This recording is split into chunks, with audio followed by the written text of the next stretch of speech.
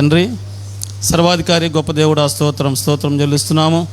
గడిచిన దినాలన్నీ ప్రభువా మీరు మమ్మల్ని కాచి కాపాడి భద్రపరిచి సజీవ లెక్కలో ఉంచి క్షేమకరంగా ఉంచి నాయన ఉదయకాల సమయంలో మీ పాదాల చెంత చేరి ఇంతవరకు నాయన సంతోషించాం, ఆనందించినందుకు మీకు వందనాలు చెల్లిస్తున్నాం. మా ప్రభువా ఈ సమయంలో మీ వాక్యాన్ని మేము ధ్యానించుకున్నాయండుగా మా అందరితో మీ ఆత్మను ఉంచండి.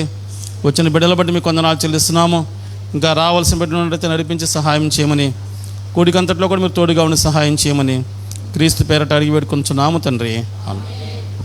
దేవుని వాక్యాన్ని ధ్యానం చేసుకుందాం.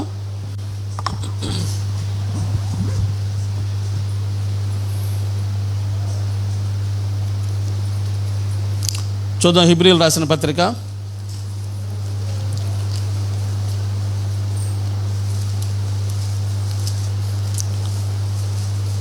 6వ అధ్యాయము. హెబ్రీయులు రాసిన పత్రిక 6వ అధ్యాయము 12వ వచనం చూద్దాం అమ్మా. మీరు మందులు కాక విశ్వాసము చేతను ఓర్పు చేతను వాగ్దానములను స్వతంత్రించుకొని వారిని పోలి నడుచుకున్నట్లుగా మీలో ప్రతి వాడును మీ నిరీక్షణ పరిపూర్ణమగు నిమిత్తము మీరిది వరకు కనుపరిచిన ఆసక్తిని తుదమట్టుకు కనుపరచవలనని అపేక్షించుచున్నాము. చాలమ్మా. దేవుని వాక్యాన్ని మనం పరిశీలన చేసినట్లయితే పౌలు గారు రాసే మాటలో ఏముందంటే, మన వాగ్దానాలు స్వతంత్రించుకోవాలంటే, దేవుని వాగ్దానం మనం స్వతంత్రించుకోవాలంటే, లేదంటే మన నిరీక్షణ పరిపూర్ణంగా జీవించాలంటే దేవుళ్ళు ఏముండాలంటే ఆసక్తి కలిగి జీవించమంటాడు. ఆసక్తి కలిగి. తొలి దినాల్లో మనం చూస్తే దేవుని దగ్గరకు వచ్చే రోజుల్లో ఏదైనా చిన్న కార్యం చేసినప్పుడు వాక్యం ద్వారా మనం నెమ్మది ఇచ్చినప్పుడు చాలా ఆసక్తిగా ఉంటాం. ఒక బిడ్డ, ఒక సహోదరి, ఒక సహోదరుడు ఆసక్తిగా ఉన్నారని చెప్పడానికి ఏంటి కారణం? ఏం రుజువు మనకి? ఈ బిడ్డ ఆసక్తిగా ఉంది, ఈ సహోదరుడు ఆసక్తిగా దేవుడు అంటే వస్తున్నాడు అని చెప్పడానికి ఏంటి రుజువేమనుకోవాలి? మనం అందరం ఆసక్తిగా ఉన్నాం అనుకుంటాం. నేను మోటార్ సైకిల్ కొన్నా, కొత్త మోటార్ సైకిల్ కొనుక్కున్నా ఒకటి. నేను మొదట్లో ఏం చేస్తానంటే దాన్ని రోజు తుడుస్తా. బయటికి వెళ్ళి వచ్చినప్పుడల్లా దాన్ని గుడ్డ పెట్టి శుభ్రంగా తుడిచి జాగ్రత్త చేస్తా. ఒక 2 నెలలు చేస్తా, 3 నెలలు చేస్తా, ఒక 6 నెలలు చేస్తా, ఒక సంవత్సరం చేస్తా. తర్వాత కొద్ది బడలకి వచ్చేస్తుంది, కొంత అలసట వచ్చేస్తుంది. ఇంకా ఏం చేద్దాం దీన్ని వదిలేసి ఈ మధ్యకాలం నేనేం చేస్తానంటే సమయం ఉండి లేక ఒక 50 రూపాయలు 60 రూపాయలు ఇచ్చి బయటికి అడిగిస్తా ఉన్నా. ఎందుకని ఆ విధంగా ఉన్నామంటే దాని మీద ఆసక్తి తగ్గింది. పని భారాన్ని బట్టి కానీ లేదా దాన్ని వాడిన తర్వాత కానీ కొద్దిగా తగ్గింది. దేవుడు అంటే కూడా విశ్వాసంలో ఏమవుద్దంటే ఆసక్తి అనేది తగ్గిపోతూ ఉంది. ఆసక్తి తగ్గిపోతూ ఉంది. దేవుని పాటలు అంటే ఆసక్తి లేకపోవచ్చు, దేవుని ప్రార్థన అంటే ఆసక్తి లేకపోవచ్చు, వాక్యం వినడం అంటే ఆసక్తి లేకపోవచ్చు. ఎందుకంటే పౌలు గారు ఏమంటా అంటే మీరు మందులు కాక విశ్వాసం చేతను ఓర్పు చేతను.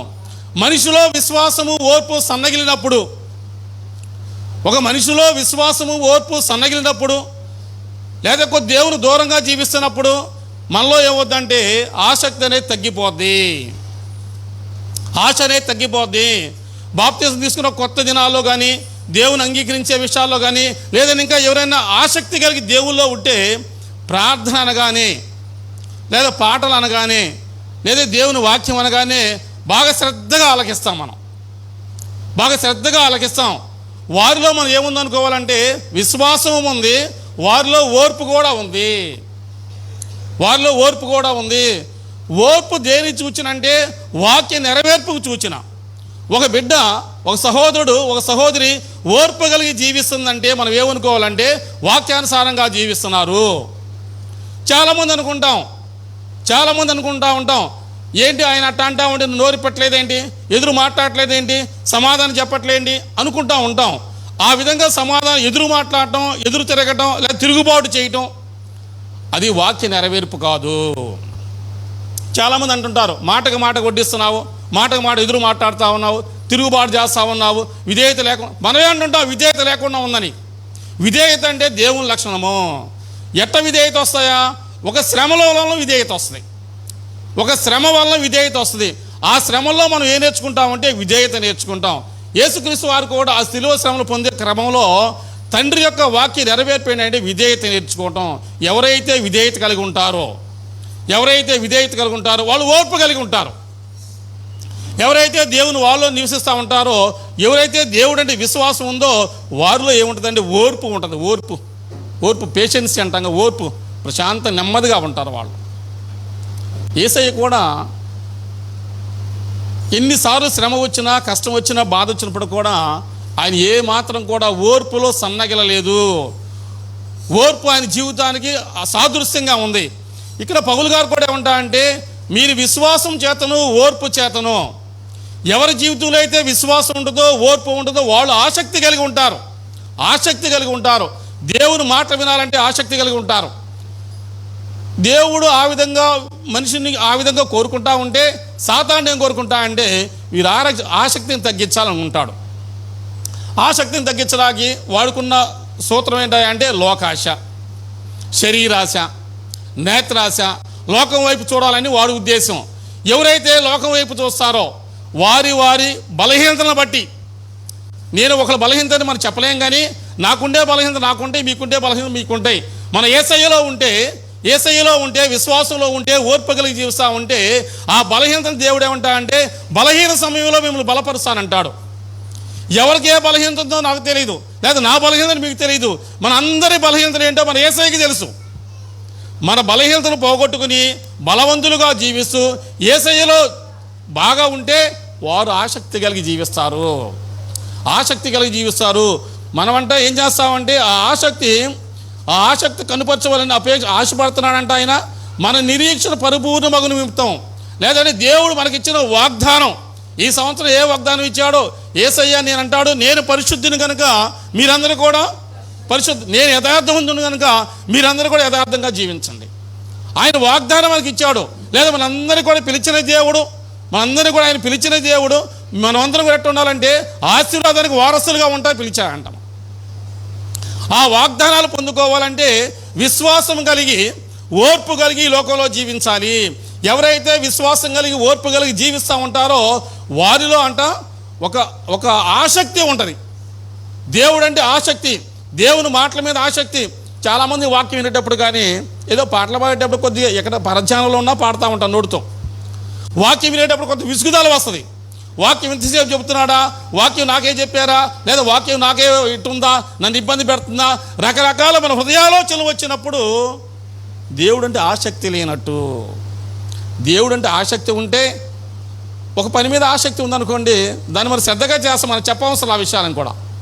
ఒక పని మీద ఆసక్తి ఉందనుకోండి, ఏదైనా ప్రయాణాన్ని ఊరికి వెళ్ళాలి, అందరం కలిసి ఊరికి వెళ్తా ఉన్నాం, ఒక పెళ్ళికి వెళ్తా ఉన్నాం, వాళ్ళు 9 గంటలకు రమ్మన్నారు, మనం 10 గంటలకు వెళ్తామా?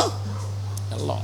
అది మనకు ఉన్నటువంటి ఈ లోక సంబంధమైనటువంటి ఒక పని. అది దాని మీద ఆసక్తి ఉంటే పెందరగాడే వెళ్తాం. దాని మీద ఆసక్తి లేదు, వెళ్ళాలని ఆలోచన లేదు, మనం ఏం చేస్తామంటే నేను రానులే, నేను ఉంటానులే, బలహీనంగా ఉందిలే, నాకు ఇంట్లో ఏదో రకరకాల కారణాలు ఎత్తుకో ఉంటాం. ఆసక్తి లేదు కాబట్టి, ఆశ లేదు కాబట్టి. దేవుడు అంటే ఆశ కలిగి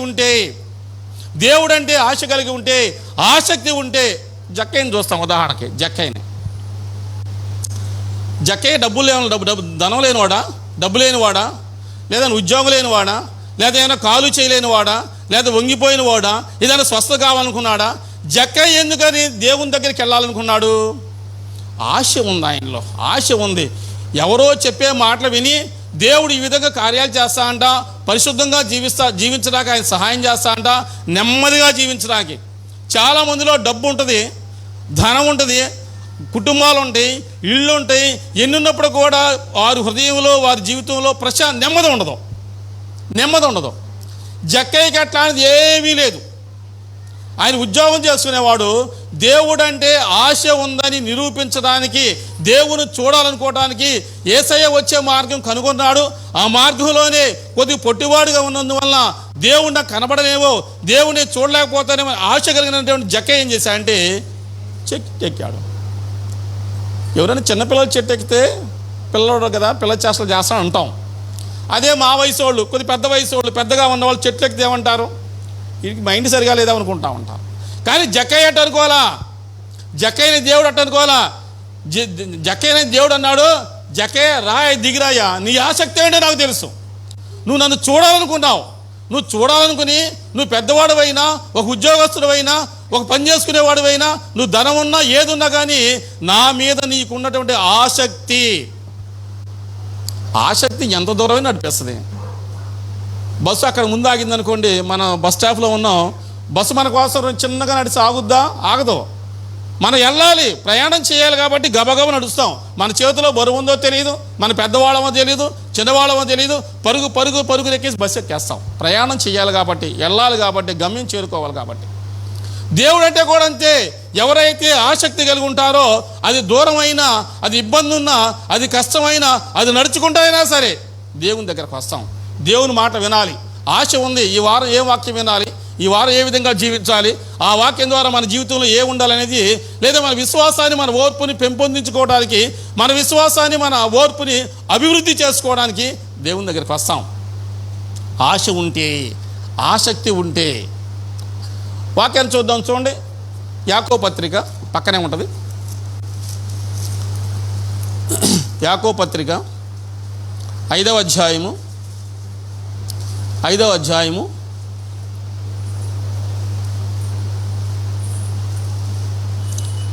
చూడమ్మా. 5వ అధ్యాయము 17 వచనమమ్మా. ఏలియా మన వంటి స్వభావం గల మనుషుడే, వర్షింపకుండునట్లు అతడు ఆసక్తితో ప్రార్థన చేయగా 3.5 సంవత్సరములు భూమి వర్షింపలేదు. అతను మరలా ప్రార్థన చేయగా ఆకాశం వర్షం ఇచ్చాను, భూమి తన ఫలం ఇచ్చాను. ఏలియా అనే భక్తుని మనం చూస్తున్నాం. ఏలియా భక్తుడిని. ఏలియా గురించి మనం పరిశీలన చేసే తల్లి తండ్రి గురించి మనకు పెద్దగా తెలియదు. ఏలియా గురించి ఏం చెప్తా అంటే గిలాదు కాపురస్తుడైన, లేదా తిష్బీయుడు అని ఏలియా అంతవరకే చెప్తాడు. ఏలియా గురించి కొద్దిగా రాయబడింది బైబిల్ గ్రంథంలో. కాకపోతే ఏలియా గురించి ప్రత్యేకించి ఏమంటా అంటే ఆసక్తితో ప్రార్థన చేశాయంట, ఆశతో ప్రార్థన చేశాయంట. ప్రార్థన చేస్తే ఆ ప్రార్థన దేవుడు వెంటనే ఆలకించాడు. ఏమని ఆలకించాడా అంటే 3.5 సంవత్సరాలు వర్షం వద్దయా అని అడగగానే దేవుణ్ణి వర్షం ఇవ్వలేదంట. అప్పుడు దేవుడు అనుకోవచ్చు కదా, నువ్వు ఒక్కడి గురించే నేను సర్వ సృష్టి మొత్తానికి ఎందుకు ఇబ్బంది పెట్టాలి? తిండి లేకుండా, పశువులకు గడ్డి లేకుండా, మేత లేకుండా ఎందుకని నేను ఈ విధంగా చేయాలి? నువ్వు ఒక్కడవే నా కోసం ప్రార్థన చేసావు కదా, మరి మిగతా చాలామంది ఉన్నారు కదా, నేను వాడి గురించి కూడా ఆలోచన చేయాలి కదా, సర్వ సృష్టికి కూడా నేను తండ్రిగా ఉన్నాను, సృష్టికర్తగా ఉన్నాను కదా అని దేవుడు కూడా ఆలోచన చేయొచ్చు. ఏలియా అయ్యా భూమి మీద వర్షం ఏమొద్దయ్యా అన్నాడు. వర్షం వద్దన్నాడు. అంటే ఏలియా చెప్పిన మాట దేవుడు ఎంత అంగీకరించాడో, ఎంత ఆలకించాడో ఆయన ఆసక్తిని బట్టి. దేవుడు అంటే ఆసక్తి కలిగిన వాళ్ళు, అంటే దేవుడు అంటే జ్ఞానం కలిగిన వాళ్ళు, దేవునితో సహవాసం చేసేవాళ్ళు చుట్టుపక్కల పరిస్థితులు కూడా ఆలోచన చేస్తారుగా. అయ్యా ఇక్కడ జనాలు మంచోళ్ళు కాదయ్యా, సృష్టి అంతా కూడా దేవుడు అంటే లెక్కలేనితనంగా ఉన్నారు, ఒక క్రమం లేకుండా జీవిస్తున్నారు, భయభక్తులు లేకుండా జీవిస్తున్నారు, ఒక పరిశుద్ధత లేకుండా జీవిస్తున్నారు, ఒక విధేయత లేకుండా జీవిస్తున్నారయ్యా వీళ్ళు. కాబట్టి నేను ప్రార్థన చేస్తున్నాను, ఒక్కసారి 3.5 సంవత్సరాలు వర్షం ఆపేయమని. కానీ 3.5 సంవత్సరాల మాటల, ఒక్క సంవత్సరం వర్షాలు పడపోతే అసలు ఎండలు పెరిగిపోయినాయని, పంటలు పండట్లేదని, పశువులకు కానీ మూగజీవాలకు కానీ మేత లేకుండా ఉన్నాయని చెప్పేసి జనాలు ఎంతో గగ్గోలు పెడతా ఉంటాం మనం. ఒక సంవత్సరం వర్షం లేకపోతే ఎండలు ఎక్కువైపోయినాయని చెప్పేసి వాతావరణ శాఖ వారు కూడా చెప్తూ ఉంటారు. మరి ఏలియా ఆ విధంగా ప్రార్థన చేశాడే. ఏలియా గురించి మనం ఆలోచన చేస్తే ఆ రోజుల్లో ఎప్పుడైతే వర్షం పడలేదు వెంటనే ఏమైందంటే కరువు వచ్చింది. పంటలు పండపోతే కేజీ 50 రూపాయలు అమ్మే బియ్యం 100 రూపాయలు అయిపోతూ ఉంటాయి. అంతే కదా. మన రాష్ట్రంలోనే పంట పండకపోతే మన పంజాబ్ నుంచో ఇంకో కేరళ నుంచి అక్కడ నుంచో మనం బియ్యం తెచ్చుకుంటూ ఉంటాం. కానీ అక్కడ కూడా వర్షాలు లేవుగా. మొత్తం ప్రపంచం అంతా సృష్టిలోనే వర్షం లేకుండా పోయిందిగా. కరువు వచ్చింది. కరువు వస్తే దేవుడంట ఏలియాని కెరీతు వాగు దగ్గరికి వెళ్ళయ్యా, కెరీతు వాగు దగ్గర నేను కాకోలములు పంపించి నీకు ఆహారాన్ని ఇస్తా, నీకు సహాయం చేస్తా, నేను నిన్ను పోషిస్తా. అక్కడ కొంతకాలం ఉన్న తర్వాత ఆ వాగులో నీళ్లు కూడా ఎండిపోయిన తర్వాత దేవుడు మరలా ప్రార్థన చేస్తే ఏలియాకి చెప్పాడు కదా, నీవు సారేపతైన ఊరికెళ్ళు, నీ పక్కనే గ్రామం ఒకటి ఉంది, సారేపతం దగ్గరికి వెళ్ళు, అక్కడ విధవరాలు ఉంది, చిన్న కొడుకున్నాడు ఆయనకి, ఆయన దగ్గరికి నేను పోషిస్తా, ఆయన దగ్గరికి నేను పోషిస్తా అన్నాడు. ఏలియా మరలా సారేపతి అనే గ్రామానికి వెళ్ళిన తర్వాత ఒక విధవరాలు కనపడితే ఆమె పొలలేరుకుంటాకు వస్తే, అమ్మ దేవుడు నన్ను పంపించాడని చెప్పేసి ఆ విధవరాలతో మాట్లాడుతూ ఉంటే, అయ్యా నేను నా ఇంట్లో ఆశ్రయం ఇస్తా కానీ తినడానికి ఆహారం లేదు, నా దగ్గర కొద్దిగానే పిండి ఉంది, నూనె కొద్దిగానే ఉందని చెప్పినప్పుడు మరలా ఏలి ఆమెతో మాట్లాడినప్పుడు ఆ విధంగా ఆయన మాట్లాడిన విధంగా వాక్యానుసారంగా ఏం చేసిందంటే ఆయన కూడా చేర్చుకున్నట్లుగా మనం చూస్తాం. ఆమె ఆ తొట్టులో పిండి కూడా అయిపోలేదంట, బుడ్డిలో నూనె కూడా అయిపోకుండా దేవుడు పోషించాడు. ఈ విధంగా జరుగుతూ ఉంటే ఆహాబు ఒకసారి దర్శించాడు. ఆహాబు రాజును చూస్తున్నాం, యెజబెల్ రాణిని చూస్తున్నాం. వాళ్ళిద్దరు కూడా ఏంటంటే ఈ ఏలియా లాంటి వాళ్ళని లేదా వాక్యం చెప్పే వాళ్ళని, దేవుడు అంటే ఆసక్తిగా ఉన్న వాళ్ళని వాళ్ళు పాడు చేస్తూ హతం చేస్తూ వాళ్ళని చంపుతూ ఉన్నారు. ఆహాబు రాజు, యెజబెల్ రాణి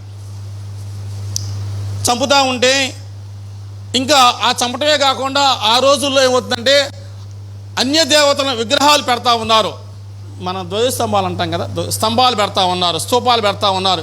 ఈ విధంగా పెడతా అక్కడ ప్రచారం ఏం జరుగుతుందంటే వీళ్ళందరూ నిజమైన దేవుళ్ళు దేవతలు, మీరు ఏం కావాలన్నా సరే మా దగ్గరకు వచ్చి మా దేవతను పూజ చేయండి, వాళ్ళే నిజమైన వాళ్ళు అన్నప్పుడు ఏలియా కంట దేవుడి గురించి చెడ్డగా మాట్లాడుతూ ఉంటే, దేవుడి గురించి మిస్బిహేవియర్ అంటంగా తప్పుగా ప్రవర్తిస్తూ ఉంటే ఏలియా కంట మహా కోపం వచ్చిందంట. ఇంకో సందర్భం జ్ఞాపకం చేస్తాం. ఇశ్రాయేలీయులు ఐగుప్తు దేశంలోంచి బయలుదేరి మోషే నాయకత్వంలో వస్తూ ఉన్న తర్వాత మధ్యలో చాలా ఊళ్ళు అడ్డం వస్తూ ఉన్నాయి. కొంతమంది రాజులు అడుగుతున్నారు, అయ్యా మీ ఊరు గుండా వెళ్ళమంటావా, లేకపోతే విజయవాడ మధ్యలో కూడా మేము నడిచి వెళ్ళమంటావా, లేకపోతే ఇంకో చోట నడిచి వెళ్ళమంటావా అంటే కొంతమంది రాజులు ఏమన్నారంటే వద్దు మీరు తిరిగి వెళ్ళండి, మాలోకి రావద్దని చెప్పేసి అన్నారు. కొంతమంది రమ్మన్నారు. ఆ విధంగా కొద్ది దూరం వచ్చిన తర్వాత మోషేకి ఏమవుతుందంటే ఒక సమస్య వచ్చింది.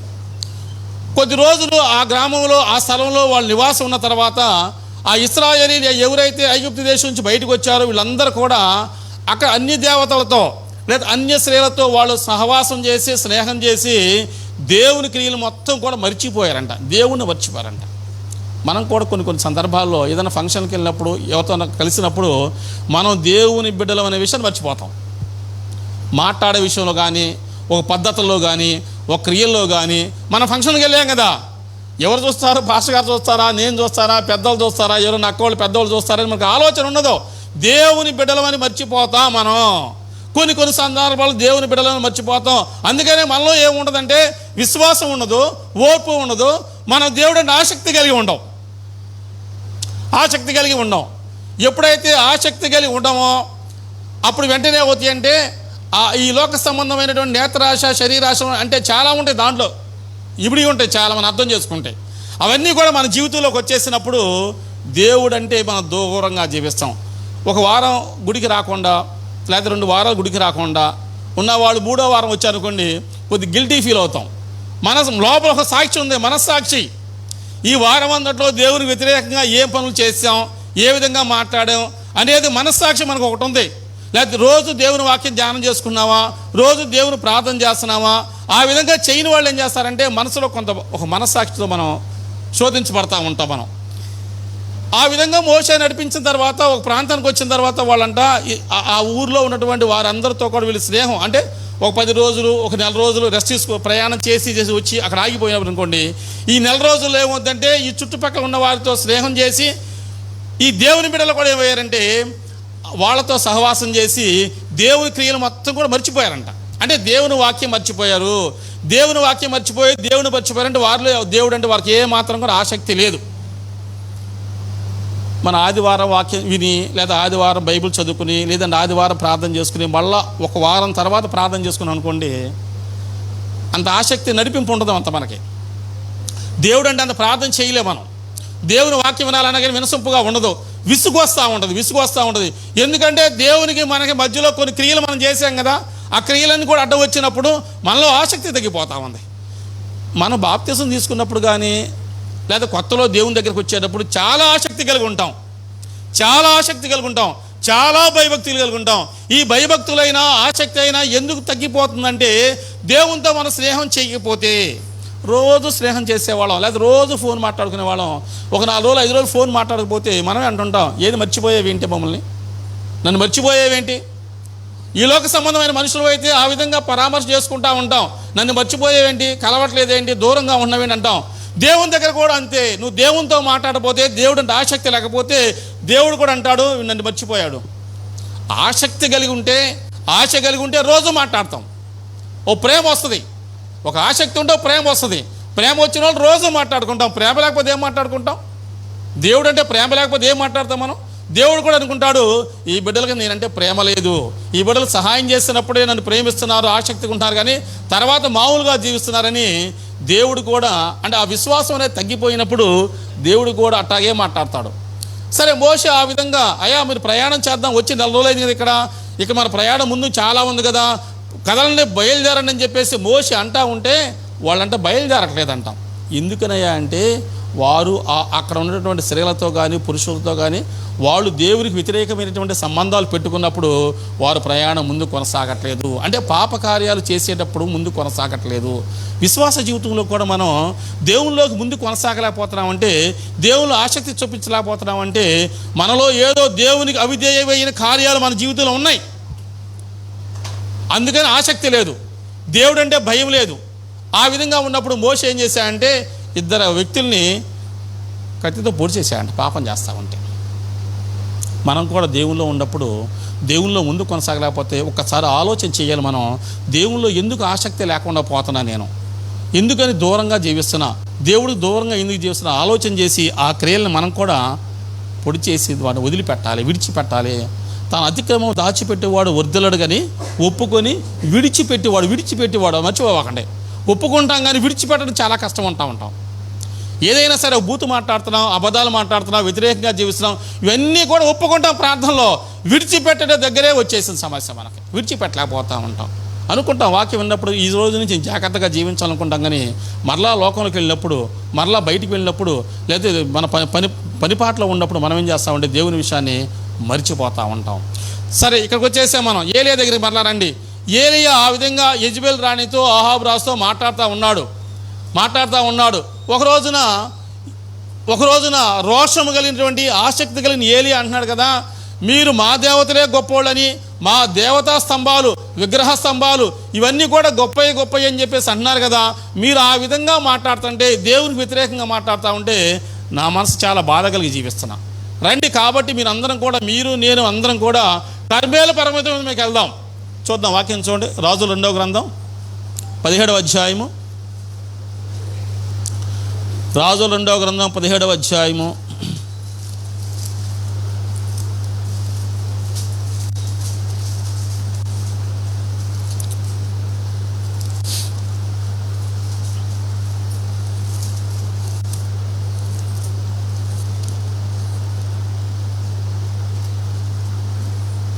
అమ్మ మొదటి రాజులమ్మ, 2 కాదు, మొదటి రాజులమ్మ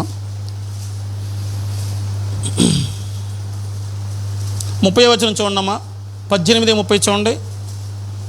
అప్పుడు ఏలియా నా దగ్గరకు రండి జనులందరితో చెప్పగా, జనులందరూ అతని దగ్గరకు వచ్చి అతని కింద యెహోవా బలిపీఠము బాగు చేసి యెహోవాకు ప్రత్యక్షమై నీ నామము ఇశ్రాయేలుగునని వాగ్దానమునందున యాకోబు సంతతి గోత్రం లెక్క చొప్పున 12 రాళ్ళు తీసుకొని ఆ రాళ్ల చేత యెహోవా నామమున ఒక బలిపీఠం కట్టించి దాని చుట్టూ చాలమ్మ.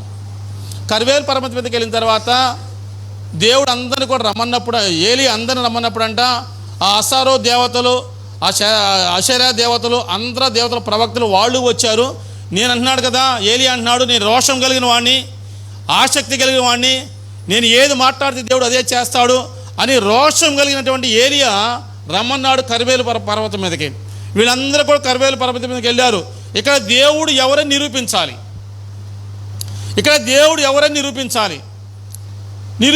అంటే నేనంటాను, నా దేవుడు నాకు ఆయనకున్న సంబంధాన్ని బట్టి, స్నేహాన్ని బట్టి, బంధాన్ని బట్టి దేవుడిని చెప్తే చేస్తాడు. వర్షం వద్దన్నాను, వర్షం ఆపేశాడు.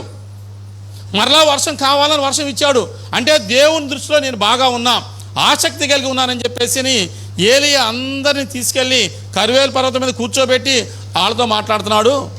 వాళ్ళతో అంటున్నాడు కదా, అబ్బాయి మీకే అవకాశం ఇస్తున్నా, నేను మీకే సమయం ఇస్తున్నా, మీరే ప్రార్థన చేయండి, మీరే ప్రార్థన చేయండి, తర్వాత చేస్తానని చెప్పేసి కర్వేలు పర్వతం మీద ఆయన వారితో మాట్లాడుతున్నట్లు మనం చూస్తాం.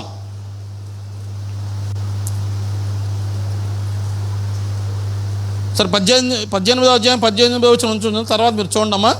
ఇక్కడ ఆ విధంగా చేసినప్పుడు వాళ్ళంట ఒక ఒక ఒక ఎద్దును వధించి తునకలు చేసి ముక్కలు చేసి ఆ బలిపీఠం వాళ్ళు కట్టినట్టు ముందరగా వాళ్ళకి అవకాశం ఇచ్చారు కాబట్టి ఆ బలిపీఠం మీద పెట్టి అన్నారు కదా, మీరు ప్రార్థన చేయండి, మీ దేవుడు నిజమైన దేవుడు అయితే ఆ అగ్ని చేత మొత్తం దహించబడాలి, లేదు మా దేవుడు నిజమైన దేవుడు అయితే నేను చెప్పిన ప్రకారం జరుగుద్ది అన్నప్పుడు ఆ ఏలియా, ఆసక్తి కలిగిన ఏలియా దేవుడు అంటే మొదట వాళ్ళకే అవకాశం ఇచ్చాయంట.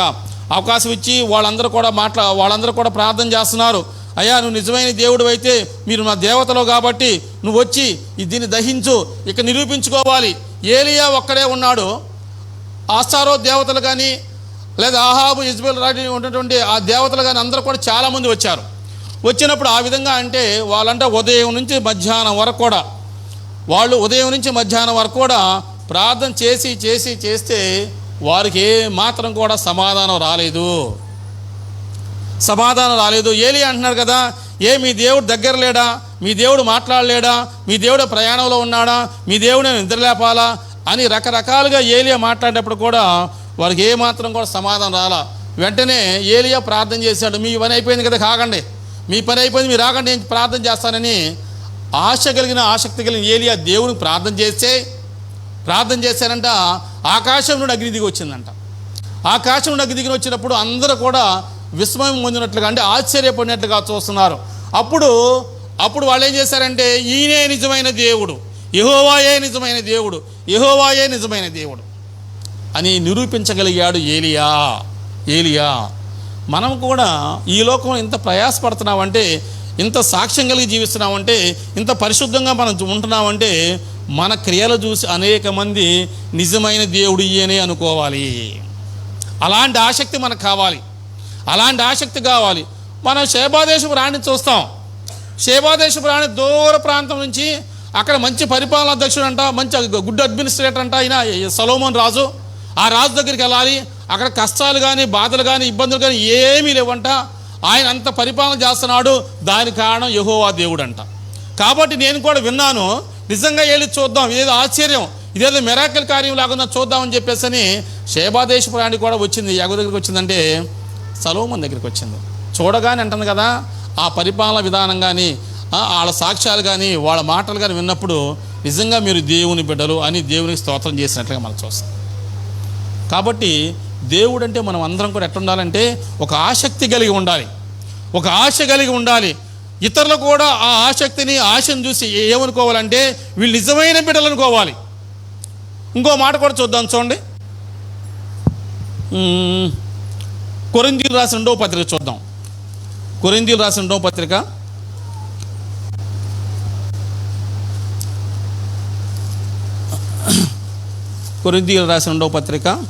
9వ అధ్యాయము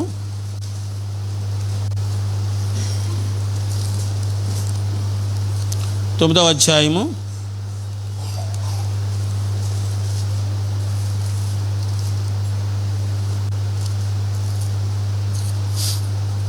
2వ వచనం చూద్దామా. 2 మీ మనసు సిద్ధమై ఉన్నదని నేను ఎరుగుదును, అందువలన సంవత్సరం నుండి అకయా సిద్ధపడి ఉన్నదని చెప్పి నేను మిమ్మల్ని గూర్చి మాసిదోనియా వారి ఎదుట అతిశయపడుచున్నాను.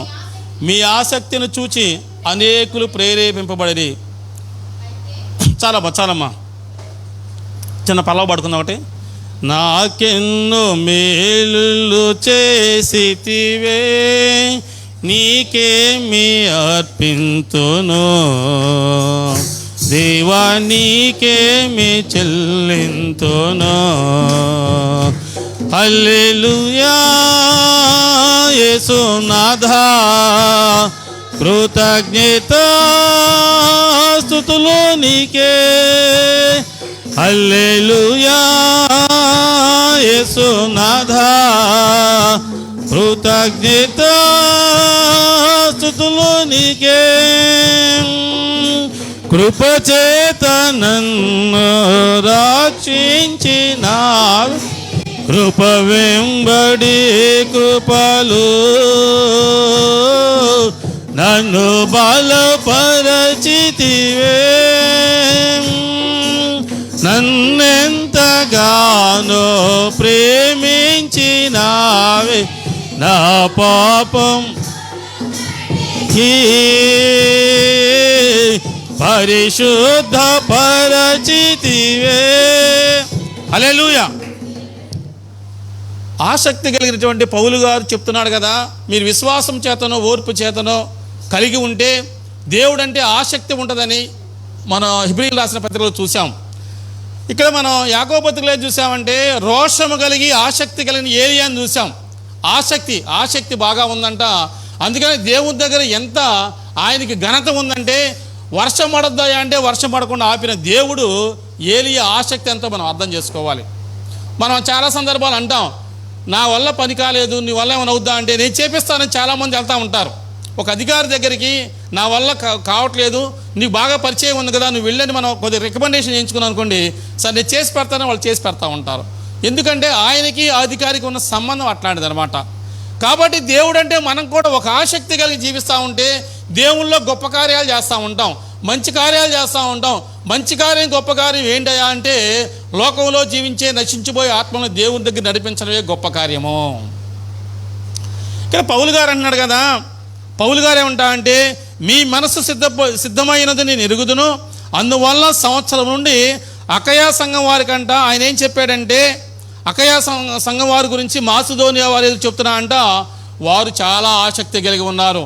నేను కూడా చాలా ప్రాంతంలో వాక్యం చెప్పేటప్పుడు నేనేం చెప్పాలంటే, విజయవాడలో ఉన్న సంఘం వాళ్ళు చాలా దేవుడు అంటే ఆసక్తి కలిగి ఉన్నారు, వారి క్రియలు కానీ వారి మాట కానీ వారి విధానం కానీ చక్కగా ఉందని మాలాంటి వాళ్ళ కూడా చాలా సందర్భాలు చెప్పాలని మనట్టు ఉండాలంటే దేవుడు అంటే ఆసక్తి కలిగి ఉండాలి. దేవుడు అంటే ఆసక్తి కలిగి ఉన్న వారికి గుర్తు ఏంటయ్యా అంటే, విశ్వాసం ఓర్పు వారి జీవితంలో ఉంటుంది. విశ్వాసం ఓర్పు వారి జీవితంలో ఉంటుంది. మన ఆసక్తి గురించి పౌలు గారు అన్నాడు కదా, ఆయన అంటే అకయా సంఘంలో ఉన్నటువంటి సంఘస్థుల గురించి మాసిదోనియా వారి చెప్తున్నాడు కదా, అయ్యా వాళ్ళు అకయా సంఘస్థులు చాలా సిద్ధపడి ఉన్నారు, వాళ్ళు చాలా ఆసక్తి కలిగి ఉన్నారు. వారి ఆసక్తిని చూసంటే అనేకులు ప్రేరేపింపబడిరి. ఏమని ప్రేరేపించబడ్డారు? దేవుని దగ్గరకు వస్తే విశ్వాసం ఉంటుంది, విశ్వాసం పెరుగుద్ది మనకి. అందుకని ఒక సందర్భంలో శిష్యులు అంటారు కదా దేవుని దగ్గరకు వచ్చి, అయ్యా మేము విశ్వాసం వృద్ధిపరచు, మా విశ్వాసాన్ని వృద్ధిపరచు. ఎవరు వృద్ధిపరుస్తారు? మార్కెట్లో దొరికే వస్తువా, కిరాణా కొట్టులో దొరికే వస్తువు అంటే ఎక్కడా దొరకదు. మన విశ్వాసం, మన ఓర్పు. చాలామంది అంటారు కదా, ఓర్పు లేని వారు దేంతో సమానం? వాళ్ళు ఎప్పుడైనా బ్లాస్ట్ అవుతారు. ఓర్పు లేకుండా జీవించే వాళ్ళు ఓ 10 నిమిషాలు జాగ్రత్తగా ఉంటే గంట తర్వాత వాళ్ళు బ్లాస్ట్ అవుతారు. ఓర్పు లేని వారు నూనె లేని దీపం లాంటి వారు, సామెతలో చెప్తాడు జ్ఞాని అయిన సొలొమోను. ఓర్పు లేని వారు నూనె లేని దీపం లాంటి వారు. నూనె లేకుండా దీపం వెలిగించగలమా? ఎప్పుడైనా ఆరిపోతుంది. ఓర్పు లేని వాళ్ళు కూడా అంతే. ఓర్పుగా ఒక పూట ఉంటారు, 2 పూటలు ఉంటారు, 3వ రోజు మళ్ళీ బ్లాస్ట్ అవుతారు. వాడు ఓర్పు లేదు, వారిలో దేవుడు లేడు, వారిలో దేవుని విశ్వాసం లేదు. అందుకనే వారు దేవుడు అంటే ఆసక్తి కలిగి జీవించలేరు. మీరు చూడండి, దేవుడు అంటే మీరు ఆసక్తి కలిగి ఉండండి. ప్రార్థన 8 గంటలకు ప్రారంభిస్తాం.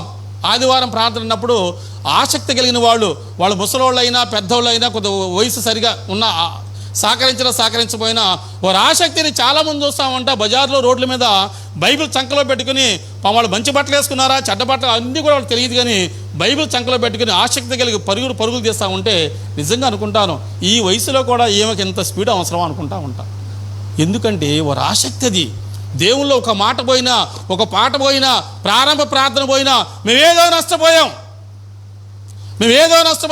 ఆ రోజు జక్కయ్యని దేవుడు చూచాడంటే ఆయన ఆసక్తిని చూశాడు. ఆయన ఉద్యోగం చేస్తున్నాడని, ఆయన కానుకలు ఇస్తున్నాడని, ఆయన చిన్నవాడని పెద్దవాడిని చూడలా, ఆసక్తిని చూశాడు. ఆసక్తి కలిగి వారిని దేవుడు సహాయం చేస్తాడు ఖచ్చితంగా. ఆసక్తి కలిగి దేవుని దగ్గరకు వస్తూ ఉంటే మనకి ఏం అవసరమో, ఏ అక్కరందో కూడా దేవుడు చూస్తూ ఉంటాడు. అందుకనే అంట అకయా సంఘస్థులున్నటువంటి ఆసక్తిని చూసంట అనేకులు ప్రేరేపించబడ్డారంట. మనల్ని చూసి కూడా మన ఆసక్తిని చూసి కూడా ప్రేరేపించబడాలి. ఓ ఈ బ్రదర్ ఇట్లా వెళ్తున్నాడు, ఈ సిస్టర్ దేవుడు చర్చి అంటే ఆసక్తిగా వెళ్తుంది, దేవుడు అందుకని వాళ్ళ కార్యాలు చేస్తున్నాడు, వారిలో కూడా వారికి మనం ఏం చేయాలంటే వాక్యాన్ని చూపించాలి. విశ్వాసం అంటే వాక్యమేగా. ఆనాడు వాక్యమేగా, దేవుడు వాక్యాన్ని ఉన్నాడు. వాక్యాన్ని ఏమంటే శరీరం ధరించుకుని ఈ లోకానికి వచ్చాడు. అదే క్రిస్మస్ పండగ.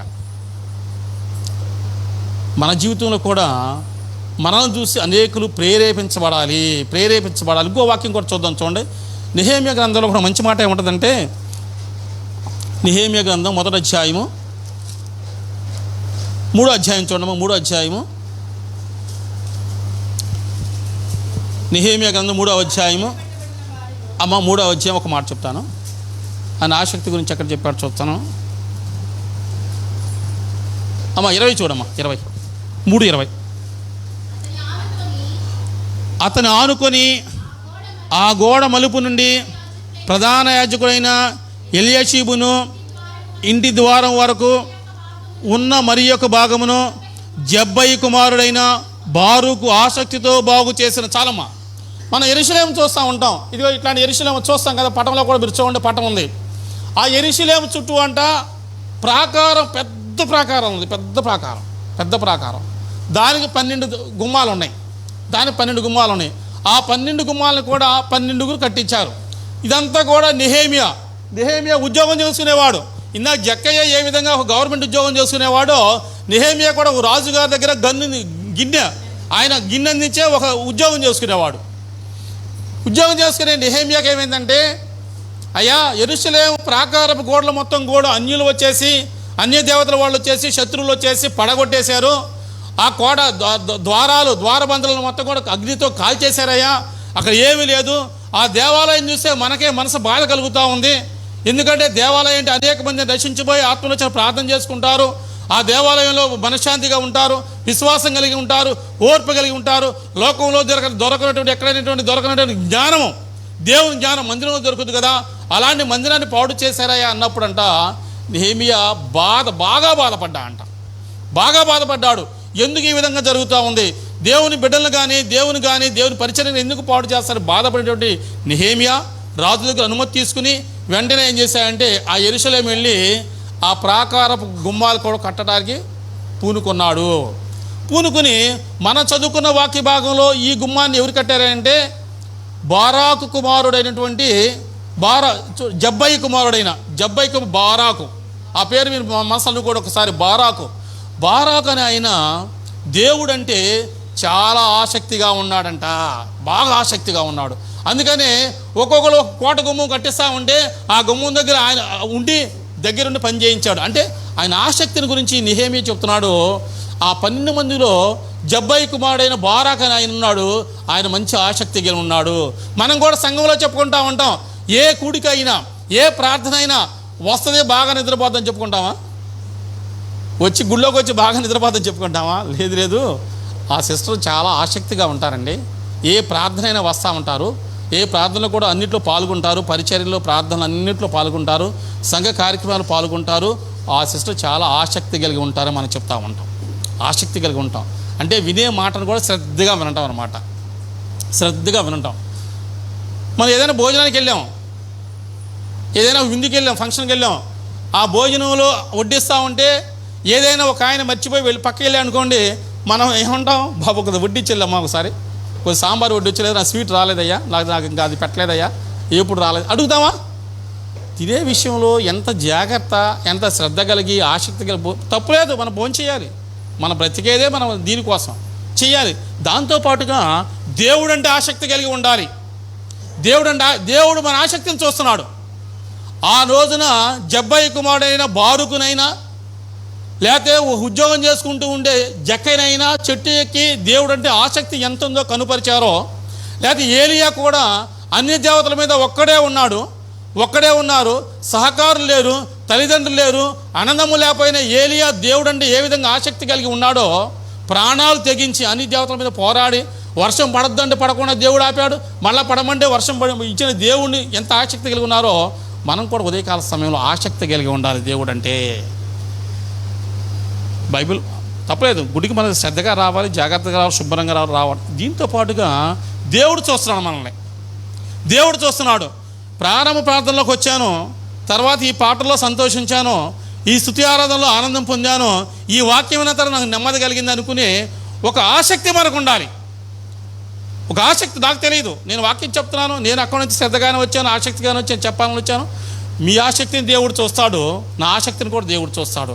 నేను వాక్యం ఎంత నేర్చుకున్నానో నన్ను చూస్తున్నాడు, వాక్యం ఎంత విన్నారో మిమ్మల్ని కూడా దేవుడు చూస్తాడు. తద్వారా మన జీవితాలకు ఏం కలుగుతుందంటే మేలు కలుగుతుంది. మన కుటుంబాలు కానీ నెమ్మదిగా ఉంటాయి. దేవుడు మనలో ఉంటే నెమ్మదిగా ఉంటాం. కుటుంబాలైనా వ్యక్తిగత జీవితాలైనా నెమ్మదిగా ఉంటాం. చాలామంది మనం చూస్తూ ఉంటాం, గుడికి వచ్చినా కానీ ఆందోళన పోదాం, గుడికి వచ్చినా కానీ అసమాధానం అనేది పోదాం. ఎందుకని? దేవుల్లో మనం సరిగా లేకపోవటమే. ఆసక్తిని సాతానుడు ఏం చేస్తున్నా అంటే బలహీనపరుస్తున్నాడు, ఆసక్తి లేకుండా చేస్తున్నాడు, దేవుని మాటలు వినని కూడా చేస్తూ ఉన్నాడు ఆ సాతానుడు. ఏదో బయట జరిగిన గొడవ, బయట విషయాల గురించో లేకపోతే ఇంకే ఇంట్లో విషయాల గురించో అనవసర విషయాలు ఈ సందర్భాలు గుర్తు చేసి వాక్యం వినకుండా చేసి దేవుడు అంటే ఆసక్తి లేకుండా చేస్తూ ఉంటాడు. కాబట్టి వాక్యం విన మనం అందరం కూడా దేవుడు అంటే ఆసక్తి కలిగి ఉండాలి. ఒక చిన్న మాట భోగిస్తాను. యోహాను సువార్త చూద్దాం. యోహాను సువార్త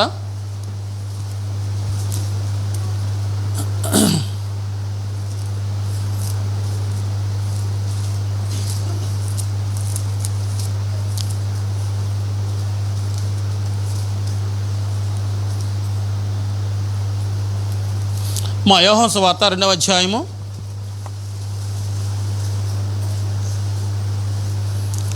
17వ వచనం చూద్దామమ్మా. 2:17,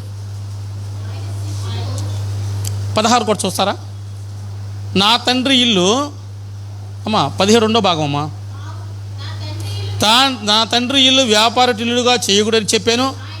ఆయన శిష్యులు నీ ఇంటిని కూర్చున్న ఆసక్తి నన్ను భక్షించినని వ్రాయబడినట్టు జ్ఞాపకం చేస్తాలమ్మా. ఓ పండగ వచ్చింది. ఆ యెరూషలేము దేవాలయంలో ప్రక్కనంట వీళ్ళందరూ కూడా వ్యాపారం చేయడానికి సిద్ధపడ్డారు. మీరు చూసారో లేదో, గుంటూరులో గోరంట్లో వచ్చినప్పుడు మొదట్లో ఆ గుడారాల పండగ దగ్గరికి వస్తే ఈ వ్యాపారాలు చేసుకునే వాళ్ళు యేసన్ గారి దగ్గరికి వెళ్ళి, అయ్యా నేను మీ విశ్వాసం అయ్యా, ఒక 20 ఏళ్ళ మట్టి గుడికి వస్తున్నాను, మీ మందిరానికి వస్తున్నాను, పలానా ఊరు సంఘస్థులు అయ్యా అని చెప్పుకుంటే ఆయన ఏం చేసేవారంటే లోపల పక్కన చిన్న పెట్టుకోమని చెప్పేసి పర్మిషన్ ఇచ్చాడు. సంవత్సరం ఆ విధంగా ఇవ్వటం వల్ల ఏవద్దంటే ఈ గుడికి వచ్చే విశ్వాసుల కన్నా ఈ కొనుక్కోటాకు వచ్చేవాళ్ళు ఎక్కువైపోయారు. అందుకనే యేసన్న గారు ఏం చెప్పారంటే, అబ్బాయి లోపల దేవాలయం ఆవరణ లెక్కలో కూడా మీకు అనుమతి నేను ఇవ్వను, మీరు ఏ సంఘానికి వెళ్ళాలని మీరు ఏమైనా బాధపడండి, మీరు రోడ్ల మీద టెంట్లు వేసి పెట్టుకుంటారంటే రోడ్డు పక్కన పెట్టుకోండి, నేను మున్సిపాలిటీ వాళ్ళు పర్మిషన్ అడిగి నేను ఇస్తాను అన్నప్పుడు వాళ్ళందరూ కూడా ఆ విధంగా ఒప్పుకున్నారు. ఎందుకంటే దేవునికి ఆటంకం లేకుండా, దేవుని విశ్వాసులకి దేవుని బిడ్డలకు ఆటంకం లేకుండా ఉండాలని ఆ విధంగా చేశాడు. ఈ చదువుతూ ఉండే ఆ సందర్భం గుర్తొచ్చింది. ఇక్కడ ప్రభువారు కూడా యెరూషలేము దేవాలయానికి వచ్చినప్పుడు ఆ దేవాలయంలో ఆయన ఏమనుకుంటాడంటే మంచిగా పాటలు పాడుతూ ఉంటే విని చాలా సంతోషపడేవాడేమో, లేదా ప్రార్థన చేస్తూ ఉంటే విని సంతోషపడేవాడేమో. ఆ విధంగా కాకుండా అంట అక్కడ వ్యాపారాలు చేస్తూ ఉన్నారు. పైన చూస్తారా 12వ వచనంలో, 13వ వచనం చూస్తారా, యూదుల పస్కా పండుగ సమీపంగా యెరూషలేము దేవాలయం వెళ్ళారు. పండగ రోజు దేవాలయంకి వెళ్ళాడంట. దేవాలయంలో చదువుతారమ్మా, చదవండి. ఎడ్లను, గొర్రెలను, పావురములను అమ్మువారును, రోకలు మార్చువారును కూర్చుండి చూచి త్రాళ్లతో కొరడాలు చేసి గొర్రెలని ఎడ్లని చాలమ్మా. ఆ పండగ వచ్చింది కదా, పండగ రోజున అంత సంతోషంగా ఉండి మంచిగా పాటలు పాడతారు, ప్రార్థన చేసుకుంటూ ఉంటారు, జనులందరూ కూడా ఉత్సాహంగా ఉంటారు. అది చూసిన సంతోషపడాలనుకున్నాడు యేసయ్య. ఆ దేవాలయానికి వచ్చారంట, దేవాలయంలో వ్యాపారాలు చేస్తున్నారంట. వ్యాపారం చేసేవాళ్ళు వ్యాపారం చేస్తున్నారు, డబ్బులు రోకలు మార్చుకుంటా ఉన్నారు. రకరకాలుగా ఉంటే దేవుడు అనుకున్నాడు కదా, నీ ఇంటిని కూర్చున్న ఆసక్తి అన్ని తోలేసి నెట్టేసి పడేసిన తర్వాత దేవుడికి కోపం వచ్చిన సందర్భాలు 2 1 ఉన్నాయి. బైబిల్ చదువుతూ ఉంటే 1 2 సందర్భాలను దేవుడు కొద్దిగా కోపగించినట్టు మనం చూస్తాం. ఆ విధంగా మొత్తం పడేసి తోలేసిన తర్వాత శిష్యులు అనుకుంటున్నారు కదా ఆయన వాక్యాన్ని జ్ఞాపకం చేసుకున్నారు. ఏమినాయంటే, నా ఇంటిని కూర్చున్న ఆసక్తి, దేవాలయం కట్టాడు, ఆ దేవాలయంలో పాటలు పాడాలి, ప్రార్థన వినపడాలి, వాక్యం వినపడాలి, ఎవరి ఉద్దేశమైనా ఆ విధంగా ఉంటుంది. యెరూషలేము దేవాలయం విషయంలో కూడా అంతే ఉంది. అక్కడ వెళ్ళి చూడగానే వ్యాపారాలు చూసిన తర్వాత దేవుడు బాధపడినట్లుగా చూస్తున్నాడు. ఈ ఉదయకాల సమయంలో నిన్ను నన్ను మనందరూ కూడా దేవుడు చూస్తారు కదా. ఈ హృదయం అనే ఇంటిలో లేదా ఈ హృదయం అనే దేవాలయంలో దేవుని ధ్యానం చేయకుండా, దేవుని ప్రార్థన చేయకుండా, దేవుళ్ళు ఆనందించకుండా, లేకపోతే దేవుడు అంటే ఆసక్తి లేకుండా మనం జీవిస్తున్న మనల్ని దేవుడు చూస్తే అనుకుంటాడు కదా, ఎందుకు ఇన్ని కరోనా టైంలో కూడా తీసుకోకుండా జాగ్రత్తగా కాపాడాను, కరోనా వచ్చినా కానీ ఈ బిడ్డలకి కరోనా అంటకుండా ఎందుకు కాపాడాను, లేదా కష్టాల్లో కూడా ఎందుకు కాపాడుతున్నాను, లేదా ఈ వయసులో కూడా ఎందుకు కాపాడుతున్నాను, శ్రమలో కూడా వీళ్ళు ఎందుకు కాపాడుతున్నాను, వీళ్ళందరూ కూడా నేనంటే ఆసక్తి కలిగి ఉండాలని దేవుడు అనుకోవాలి. అంతేగాని మనసులో రకరకాలుగా లోక సంబంధమైన విషయాలన్నీ కూడా పెట్టుకుని, వ్యాపార సంబంధమైన పెట్టుకుని, దేవుని వ్యతిరేకమైన ఆలోచనలు పెట్టుకుంటే దేవుడు నీ విషయంలో ఆలోచన చేస్తాడు, ఈ బిడ్డకు నేను ఇంతటితో ఆపాలనుకుంటాడు, ఇక ఈ బిడ్డను నేను మర్చిపోవాలనుకుంటాడు, ఈ బిడ్డ ప్రార్థన ఆలకించకూడదు అనుకుంటాడు. కాబట్టి మనందరం కూడా ఆ విధంగా ఉండవద్దు. మనందరం కూడా ఉదయకాల సమయంలో ఆసక్తి కలిగి జీవిద్దాం, ఆసక్తి కలిగి ఉందాం, ఒక ఏరియాలాగా జీవిద్దాం, ఒక జబ్బాయి కుమారుడు బారులాగా జీవిద్దాం, లేకపోతే ఒక అకయా సంఘస్థులాగా ఆసక్తి కలిగి ఉందాం. మనం ఇక్కడ కూడా చూస్తున్నాం కదా, దేవుడు అంటున్నాడు చివరిగా, మీరు ఆసక్తి లేకపోతే మిమ్మల్ని అందరినీ కూడా మీరు పాటలు పాడాలని నేను ఎన్నుకున్నా, మీరు దేవుని సన్నిధిలో పరిచయం చేయాలని అనుకున్నా, మీరు దేవుని సన్నిధి పెందలకాడ రావాలని అనుకున్నా, లేదా మీరు దేవునిలో బాగా పాటలు పాడాలని, ప్రార్థన చేయాలని, కానుకలు ఇవ్వాలని, పరిచర్యలో ఏదో భాగంగా మీరు పాల్గొనాలని, సంఘానికి సహకరించే వారికి ఉండాలని మీ మీద నేను ఆశపడ్డా. నేను ఇంకో చిన్న మాట చెప్తాను, లోక సంబంధమైన మాటే. చాలామంది మోటార్ సైకిల్ గురించి చెప్తారు, ఇది 100 కిలోమీటర్లు వస్తే 110 కిలోమీటర్లు వస్తే ఆయిల్ అంటుంటారు. మనం ఆశపడి కొనుక్కుంటాం, కొనుక్కున్న తర్వాత అది 50 కిలోమీటర్లు అట్లా వస్తుంది అనుకోండి, కంపెనీ వాడు ఏమంటాడు, దీన్ని ఫెయిల్ అయిపోయిందని బండి అంటాడు. అంటే వాళ్ళు అనుకున్న విధంగా ఇది సక్సెస్ కాల, జరగలేదు కాబట్టి ఫెయిల్ అయిపోయింది. మన జీవితంలో కూడా దేవుడు ఊహించిన విధంగా, ఆలోచించిన విధంగా మనం సరిగా లేకపోతే దేవుడు అనుకుంటాడు మనల విషయంలో కూడా దూరంగానే పెడతాడు. ఇంకో మాట ఏంటంటే, ఈటీవీ వార్తలు వస్తూ ఉంటాయి 9 గంటలప్పుడు. ఆ వార్తలో చూస్తూ ఉంటే ఒక నవ్వొచ్చే విషయం ఏంటంటే, ఒక పూజారి ఉంటాడు, గమనించారు ఎవరన్నా? ఒక పూజారి ఉంటాడు, ఒక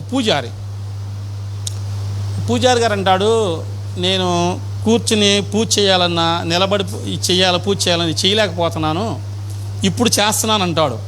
నేను అనుకున్నాను, ఆ పూజారి దేవుడికి ఆయన విధంగా ప్రార్థన చేసి పూజ చేసి దేవుడు సహాయం చేసాడేమో చెబుతాడో అనుకుంటాను, కానీ ఆ విధంగా చెప్పలా. ఎందుకు, ఏం చెప్పాడు చెప్తారా? ఏమా ఏంటమ్మా? ట్యాబ్లెట్స్ మింగానంటారా? అది చెప్పలా. పూజారి ఏం చెప్తా అంటే, ఆర్థోఫిట్ ఆయిల్ వాడాను, నాకు అందుకనే మోకాళ్ళు ఎప్పుడు పోయినాయి అంటున్నాడు. నేను అనుకున్నాను, ఆ పూజారి దేవుడు పూజ చేశానయ్యా, నేను నాకు దేవుడు సహాయం చేశాడు చెప్తాడు అనుకున్నాను, కానీ ఆ విధంగా చెప్పలా. వాళ్ళు చెప్పలేరు ఆ మాటలు. మనమైతే దేవుని బిడ్డలం, సజీవం కలిగి దేవుని బిడ్డలు. మన దేవుడు ఆలకిస్తాడు, మన ప్రార్థనలు ఆలకిస్తాడు. దేవుడు ఏ సమస్య విషయంలోనైనా సరే దేవుడు ద్వారం తీయగా మూయగలవాడు ఎవ్వట్లేడు. మీకు అప్పుల సమస్య ఉందా, అనారోగ్య సమస్య ఉందా, ఏ కష్టాలు ఉన్నాయి, సమస్యల వలలో మనం కొట్టుకుపోతున్నామా, దేవుని మీద ఆధారపడండి. నేను వ్యక్తిగతంగానే చెప్తున్నాను, నా అనుభవంతో చెప్తున్నాను. మనం దేవునిలో యథార్థంగా జీవిద్దాం, ఆసక్తి కలిగి జీవించండి. మీరు ఎవరు చెప్పవలసిన సమస్యలు కూడా దేవుడికే చెప్పండి, దేవుని మీద ఆనుకోండి చాలు. మీ ప్రతి సమస్యను కూడా అనుకుంటా ఉంటాం, ఆసక్తిగా ఉండాలనుకుంటాం, ఉండలేకపోతాం అనుకుంటాం, అది కూడా ఒక సమస్యే. మన ఆసక్తిగా దేవుని వాక్యం వినాలని ఆసక్తిగా ఉండాలనుకుంటాం, కానీ అది కూడా సమస్యే. ఉండలేనివాడు సాతానుడు మన మీద ఆధిపత్యం చేస్తున్నాడు. మన బలహీనత అంటే వాడికి తెలుసు, వాడు చేతిలో పెట్టుకున్నాడు, వాడు గుప్పెట్లో పెట్టుకున్నాడు, వాడు ఆట ఆడిస్తూ ఉంటాడు మనల్ని. అయ్యా నేను ఈ విధంగా ఉన్నానయ్యా, అబద్ధాలు ఆడుతున్నాను, లేదా ఇంకో రకంగా తప్పు చేస్తున్నాను, ఇంకో రకంగా పాపం చేస్తున్నాను, మీకు వ్యతిరేకంగా జీవిస్తున్నానయ్యా, అది నాకు మీకే తెలుసు, మీరు సహాయం చేస్తే నేను మీకు లోబడి మీ మీద ఆసక్తి కలిగి జీవిస్తానయ్యా. జక్కయ్య అదే ఒప్పుకున్నాడు. అయ్యా నేను అనవసరంగా చాలామంది దగ్గర పన్ను కట్టమని అనవసరంగా డబ్బులు చాలా వసూలు చేశారయ్యా, మీ వాక్యం విన్న తర్వాత, మీరు నాతో మాట్లాడిన తర్వాత, లేదు మీరు నాతో మా ఇంట్లో ఉన్న తర్వాత రక్షణ ఇచ్చారు కదా, రక్షణ ఇవ్వగానే ఆయన పాపాన్ని ఒప్పుకున్నాడు.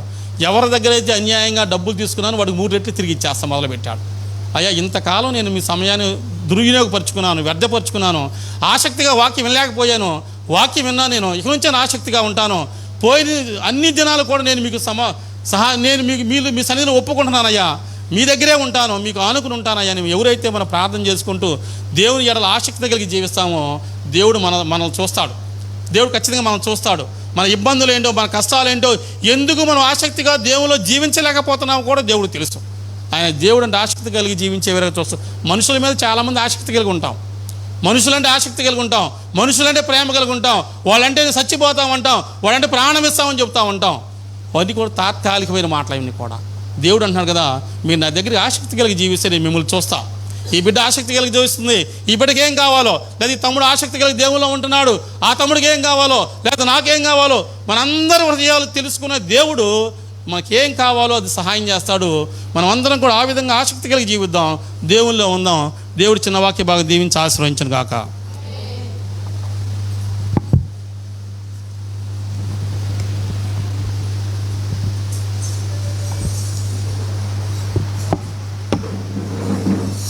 Praise lord. చదమ్మా గట్టిగా, అందరు చెప్పినట్టేనా? ఆకాష్ హల్లెలూయా. చదవం గట్టిగా. యథార్థమైనది నీ ధర్మశాస్త్రము, నమ్మదగినది నీ శాసనము. యథార్థమైనది నీ ధర్మశాస్త్రము, నమ్మదగినది నీ వాక్యము నా పాదములకు దీపము, అది నా త్రోవకు. నీ వాక్యము నా పాదములకు దీపము, అది నా త్రోవకు. అది నా త్రోవకు వెలుగయున్నది, అది నా త్రోవకు వెలుగయున్నది. యథార్థమైనది నమ్మదగినది నీ శాసనం. యథార్థమైనది నీ నమ్మదగినది నీ శాసనం. హల్లెలూయా. కాబట్టి చాలా చక్కని మాటలు, మనకి యథార్థతతో కూడిన మాటలు, ఆసక్తితో కూడిన మాటలు మనకు అందించిన రాజమణి గారికి సంఘపక్షాన వందనాలు తెలియజేసుకుంటా ఉన్నా. ఆకలి లేకపోతే తినలేం, ఆసక్తి లేకపోతే కూడా వాక్యము అర్థం కాదు. వింటానికి వింటాం కానీ అర్థం కాదు. కాబట్టి ఆ వాక్యాన్ని మనం ఏం చేయాలంటే శ్రద్ధగా విన్నప్పుడు మన జీవితంలో కార్యసిద్ధిని కలుగజేసింది. పౌలు యొక్క మాటలు యందు లూదియా గారు ఏం చేసిందంట, ఆశ కలిగి వ్యాపారం చేద్దాం అనుకుంటుంది. ఎప్పుడు కూడా ఆ రోజు మట్టికి నా బ్రతుకంతా ఇక రాత్రి మగలు చేసినా కానీ సంతృప్తి అనేది లేదు, సంతోషం అనేది లేదు, నెమ్మది అనేది లేదు, సుఖం అనేది లేదు. కాబట్టి ఈరోజు వెళ్దాం అని చెప్పి వెళ్ళిపోయి ఆమె పౌలు గారు చెప్పే మాట ఎందు లక్ష్యం ఉంచింది. ఆసక్తితో అద్భుతకరంగా దేవుడు ఆమె హృదయాన్ని తెరిచాడు. ఆమె కాదు కానీ నా ఇంటి వారిని కూడా రక్షించుకోవాలని అద్భుతగారు ఇంటికి తోడుకొని వెళ్ళిపోయింది పౌలు గారిని. తప్పులు కొట్టి ప్రభు నామమయం పరుద్దాం. సంతోషముతో ఆయన ఇంటికి తీసుకుని వెళ్ళింది. మనం పిల్లం ఒకవేళ పాస్టర్ గారు వచ్చినా కానీ చాలా బాధ. కరోనా టైంలో వచ్చాడు, గుడికి వెళ్తున్నాం కదా, కానుకలు ఎత్తున్నాం కదా, మళ్ళీ ఇంటికి వచ్చి తీయాలి కదా, టీ పెట్టాలి కదా. కాబట్టి జాగ్రత్త ప్రియత, నిరుత్సాహం. కాబట్టి అందుకనే మన జీవితాల్లో సంతోషంగా ఉండలేకపోతున్నా. మనం ఏం చేసినా సంతోషంతో. అయ్యగారు చెప్పాడు కదా, పొట్టి జక్కయ్య గారు యేసయ్యని ఎలా చేర్చుకున్నాడంట, సంతోషంతో నేను నీ ఇంట్లో ఉండాలనుకుంటున్నా,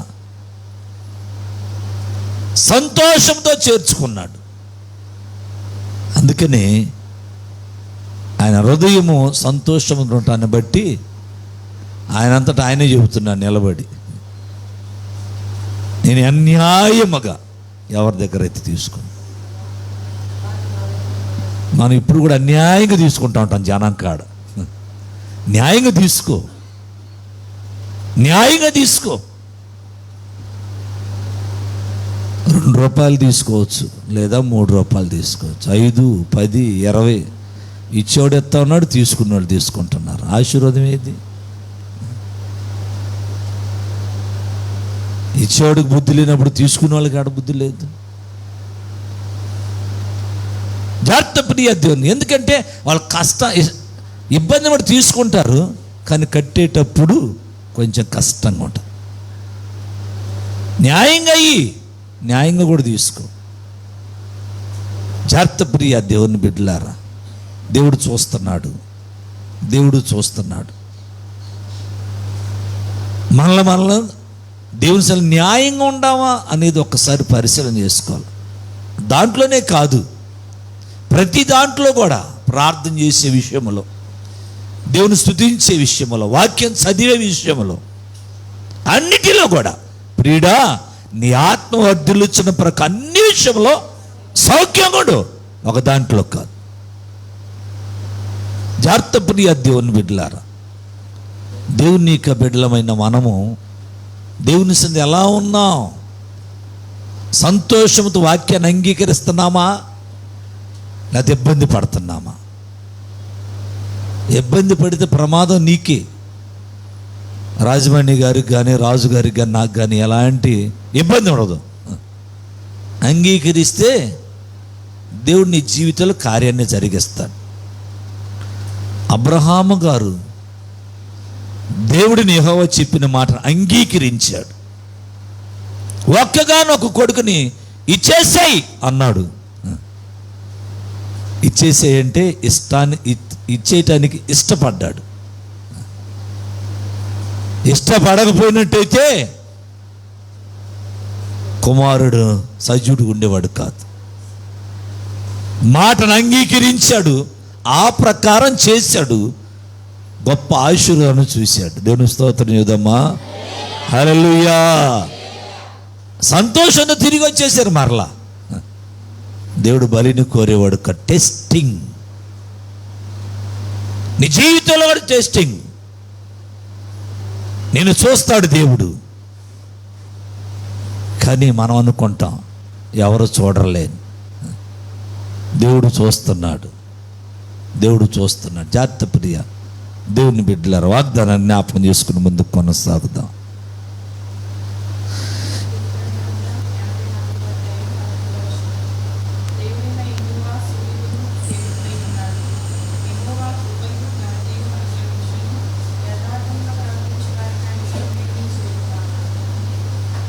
ఎవరు రచించారు?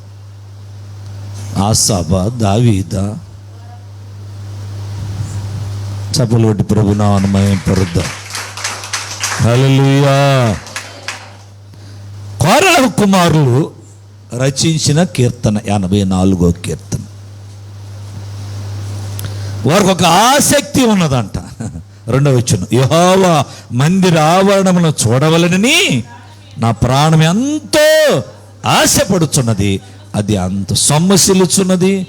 జీవము గల దేవుని దర్శించుటకు నా హృదయమును నా శరీరమును ఆనందముతో కేకలు. ఎలాగా? యెహోవా సూర్యుడును కేడమునై ఉన్నాడు. యెహోవా మొట్టమొదటిగా కృపయు ఘనతనిస్తాడు. కృపయు ఘనతనిచ్చేవాడు. బంగారం వెండిని ఇచ్చేవాడు కాదు. ముందు మనకు కావాల్సిన కృప ద్వారా రక్షించబడ్డాం. ఈ కృప ఘనత అనేది ఉంటే తతిమయ అన్నీ ఉంటాయి. అందులోనే అన్నీ ఉన్నాయి. చాలామంది యెరూషలేములో ఇచ్చినప్పుడు అడుగుతూ ఉన్నారు, ఎంత అయింది, టికెట్ ఎంత, దానికి అంత, దీనికి అంత అంటే టికెట్లోనే అన్నీ ఉంటాయి, ఫ్లైట్లో అన్నీ ఉంటాయి. సిగరెట్ ఉంటుంది, మందు ఉంటుంది, భోజనం ఉంటుంది, అన్నీ ఉంటాయి. నీకు ఇష్టం. దేవుడు కూడా నీ ముందు కూడా ఉంచాడు. మేలును కీడును, ఆశీర్వాదమును శాపమను అన్నీ నీ ముందు ఉంచాడు. జాగ్రత్త ప్రియ దేవుని బిడ్డలారా, ఏం కోరుకుంటావు? జీవాన్ని కోరుకో అని కూడా ప్రేమతో ఆయన చెప్పాడు. ఇక్కడ కూడా చెబుతా ఉన్నాడు, దేవుడిని యెహోవా సూర్యుడును కేడమునై ఉన్నాడు, యెహోవా కృపయ ఘనత అనుగ్రహించును. ఇది ఎవరికంటే యథార్థంగా ప్రవర్తించేవారికి కృపయ ఘనత ఇస్తాడు. యథార్థంగా ప్రవర్తించే వారికి ఆయన మేలు చేయకుండా మానేవాడు కానే కాదు. నీ జీవితంలో మేలు చూడలేదంటే నీ యొక్క ప్రవర్తనలో యథార్థత లేదు, భయము లేదు, న్యాయము లేదు, నీతి లేదు. మేలు ఎందుకు చేస్తాడు దేవుడు? ఆశమాషగా చేయడు అందరికి.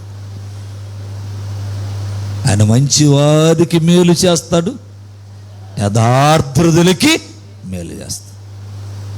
ఇసికి అదే అంటాడు, మానకరమైన రోగం వచ్చింది నీకు, ఇల్లు చక్క పెట్టుకంటే ఆయన అనే మాట ఏంటంటే,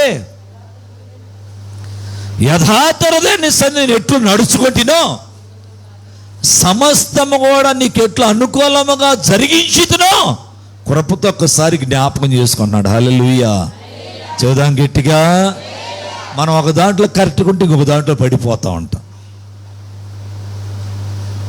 దేవుడు మేలు చేయడు. నువ్వు అన్ని విషయాలు పర్ఫెక్ట్గా ఉండు. అన్ని విషయాల్లో దేవుడు చూసేవాడు. మీకు చాలాసార్లు చెప్పా, యవనస్తుడు వచ్చాడు, నా బాల్య దినముల నుంచి ఇవన్నీ చేస్తూనే ఉండా. తల్లిదండ్రులు సన్మానిస్తున్నా, దొంగిలించను, అబద్ధ సాక్ష్యాల పలకనని అన్నీ చెప్పుకుంటూ వచ్చాడు. పరువారు దేన్ని ఆశించను, అయితే నీకు ఇంకొకటి కొద్దుగా అన్నది. ఒక్కటే నీ జీవితంలో కూడా ఈరోజు పరిశీలన చేసుకో. ఎక్కడ ఆగిపోయావు? దేంట్లో పడిపోయావు? దేని విషయంలో దేవుని దుఃఖ పెడుతున్నావు, బాధ పెడుతున్నావు? ఒకసారి పరిశీలన చేసుకో. దేవుడే చెప్పి పంపించాడు ప్రవక్తని హిజ్కియా దగ్గరికి. హిజ్కియాకు చెప్పు, ప్రకటన చేయి, ఇంటికి వెళ్ళిపోయి చెప్పేసేయి. చెప్పేసి ఆయన వంతు ఆయన వెళ్ళిపోయాడు. మా వంతు మేము కూడా చెప్పిన తర్వాత వెళ్ళిపోతాం. సరి చేసుకోవాల్సింది నీవే. సరి చేసుకున్నాడు కాబట్టి హిజ్కియా తన జీవితంలో ఎక్కడ కూడా యథార్థతను కోల్పోలేదు కాబట్టి 15 సంవత్సరాల ఆయుష్షు పొడిగించాడు. చప్పలు కొట్టి ప్రభునామయం పరచవచ్చు కదా. 15 సంవత్సరాలు. అప్పుడు చచ్చిపోతావన్నా ఆ దేవుడే మరలా ఆ యొక్క ప్రవక్తతో వెళ్ళిపోయి మరలా చెప్పు. ఏ దేవుడైతే చెప్పాడు ఆ దేవుడే. ఎందుకని? ప్రవర్తన బట్టి, యథార్థతను బట్టి, నీతిని బట్టి, న్యాయాన్ని బట్టి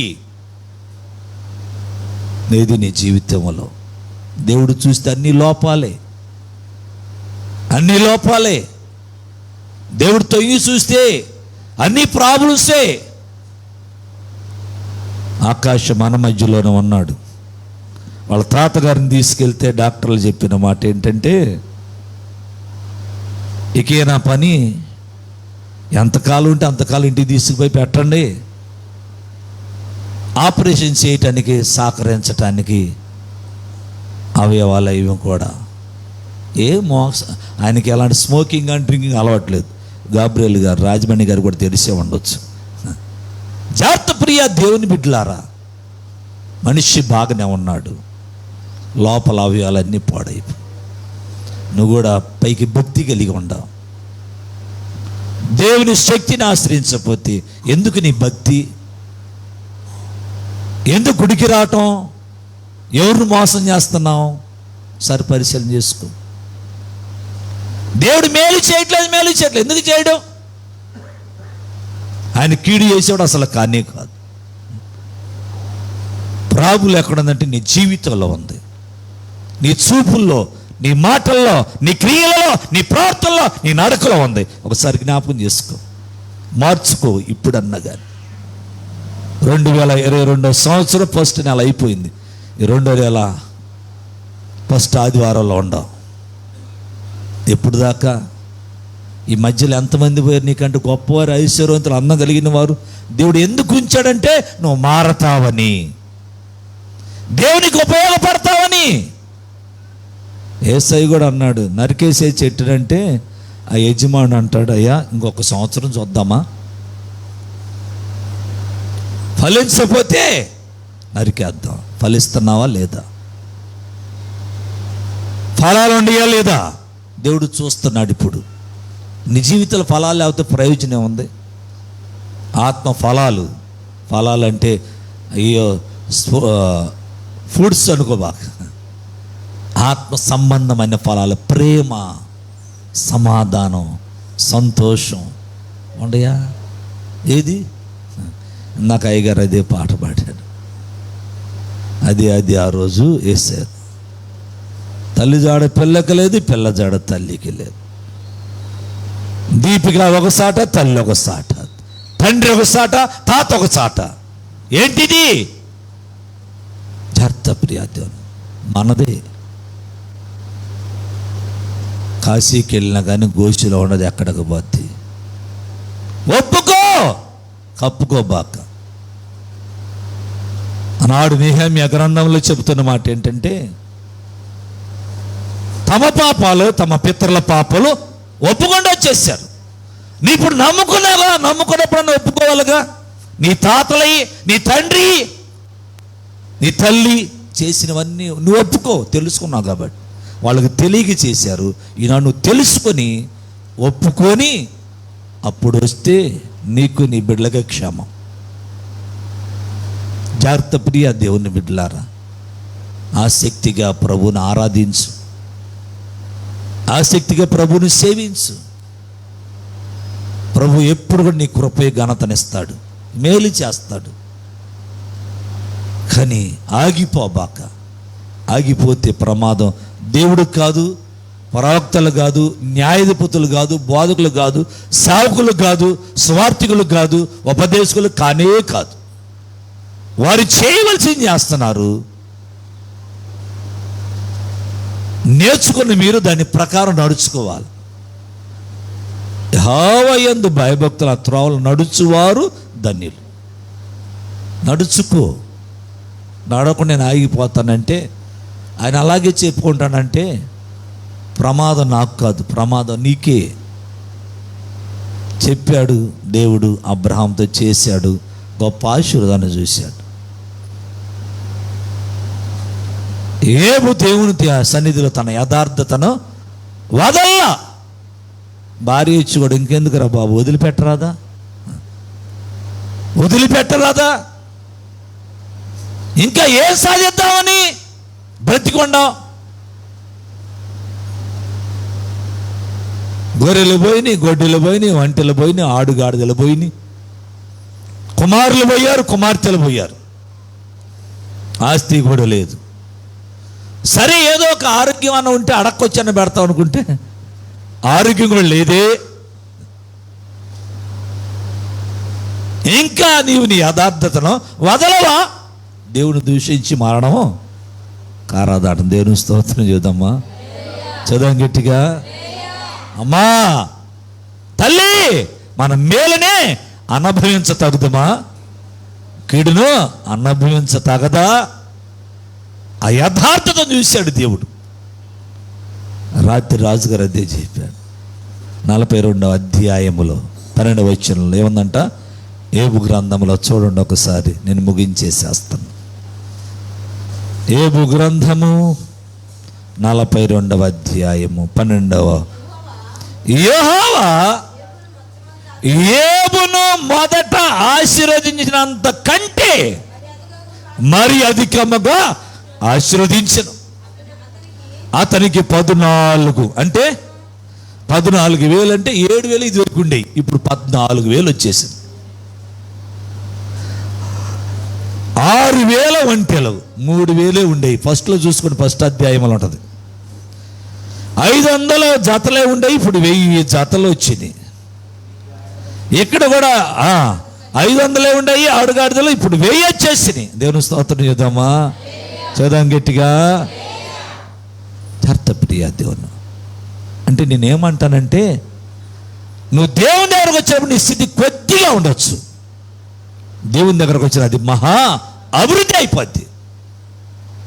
అభివృద్ధి అభివృద్ధి అభివృద్ధి అభివృద్ధి కాటలేదంటే ప్రాబ్లం దేవుడిది కాదు, బాధకుడిది అసలే కాదు, అసలే కాదు.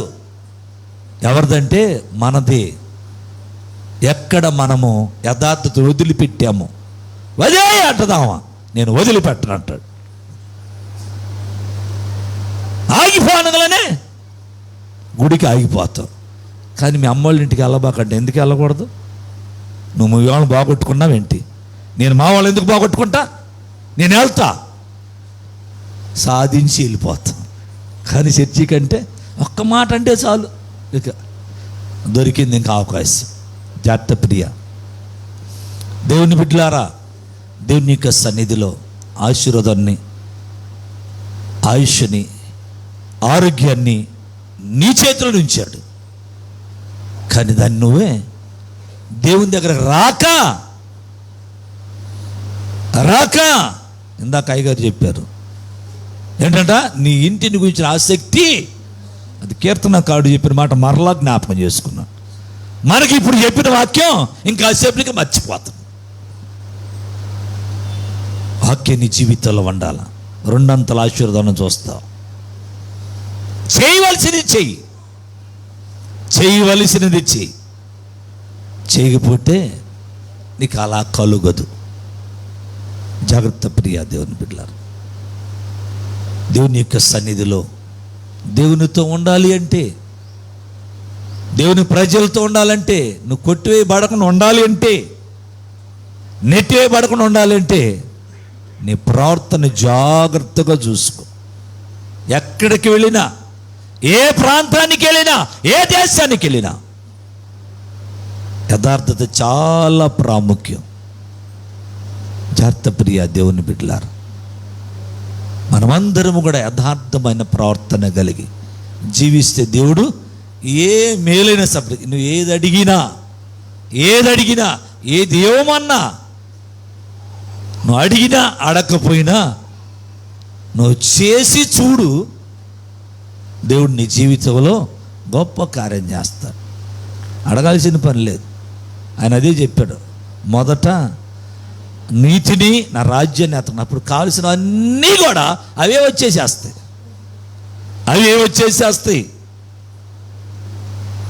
జాగ్రత్త ప్రియ దేవుని బిడ్డలారా, మీకు చెప్పా పండగ రోజుల్లో,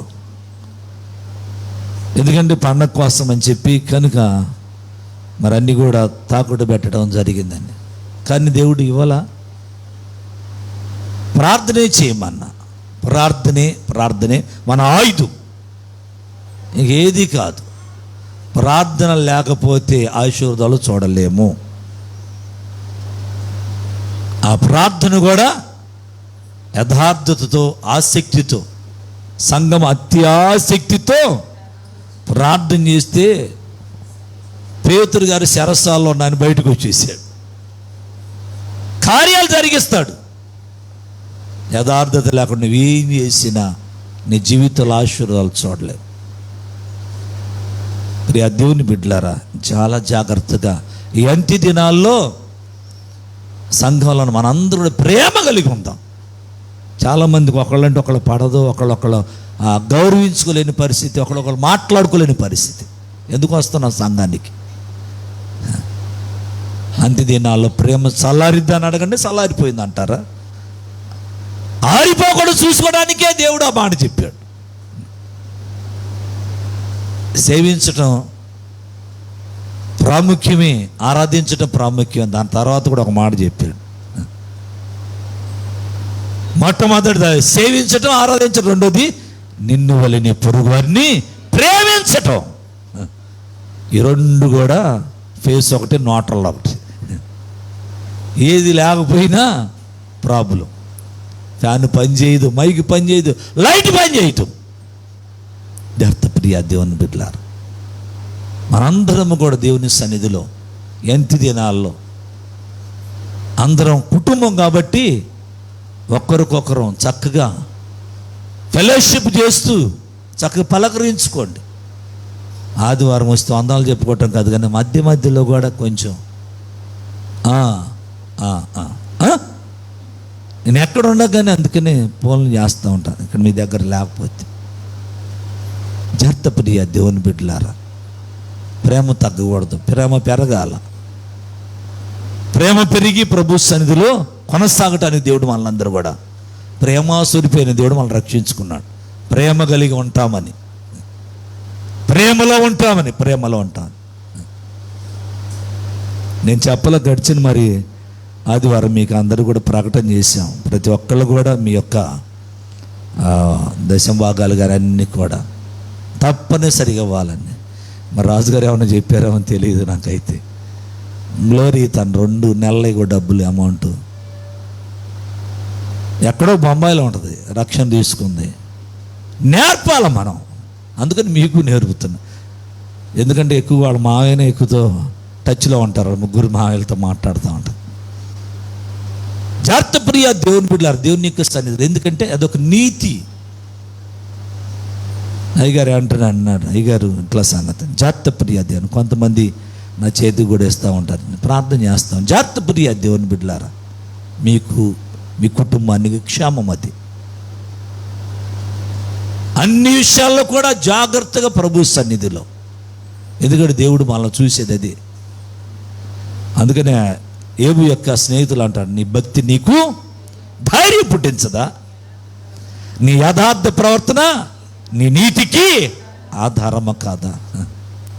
కాబట్టి గమనిద్దాం ప్రియ దేవుని బిడ్డలారా, మనందరము కూడా యథార్థత కలిగి ఉంటే ఆయన ఏ మేలు కూడా నువ్వేది అడిగినా నీ జీవితంలో మేలే. ఇందాక అయ్యగారు పాట అదే పాడారు, నాకెన్నో మేలులు చేసి, ఎన్నో మేలు అయ్యగారి జీవితంలో కూడా చెప్పుకుంటే చాలా ఉంటాయి. చర్త ప్రియ దేవుని బిడ్డలారా, మనందరము కూడా మొట్టమొదటి ప్రభువా నీ కృపను నీ ఘనతను నాకు దయచేయమని దేవుని అడుగుదాం. అది ఇస్తాడు. అది ఇస్తే అప్పుడు మనము ఏది అడగాలో అప్పుడు మనకి దేవుడు తన ఆత్మ ద్వారా బయలుపరుస్తాడు. ప్రభు కొద్ది మాటలు మనందరి హృదయాల్లో ఫలింపచేయునుగాక.